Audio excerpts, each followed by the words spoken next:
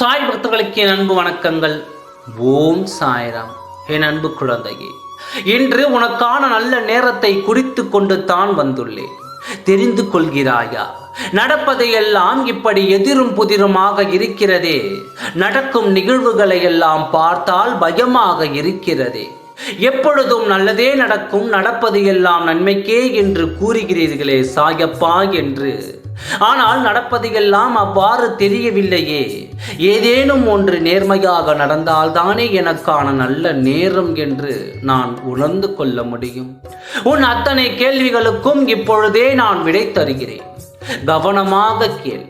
உனக்கான நல்ல நேரம் எப்பொழுது என்பதையும் இப்பொழுது நடக்கும் இந்த நிகழ்வுகள் உன்னை எவ்வாறு நல்ல நிகழ்வுகளுக்கு உன்னை கூட்டிச் செல்லும் என்பதை சொல்கிறேன்.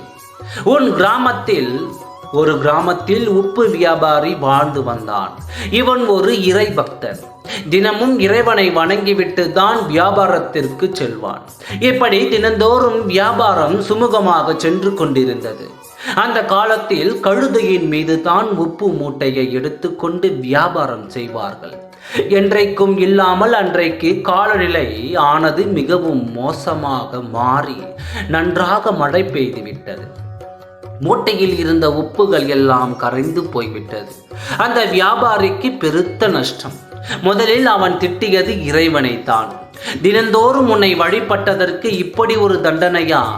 எனக்கு பெருத்த நஷ்டம் என்று இறைவனை திட்டிக் கொண்டே நடந்து வந்து கொண்டிருந்தான். அந்த சமயத்தில் வழியில் வந்த கொள்ளையர்கள் இவனை மிரட்டி கொள்ளையடிக்க முயன்றனர்.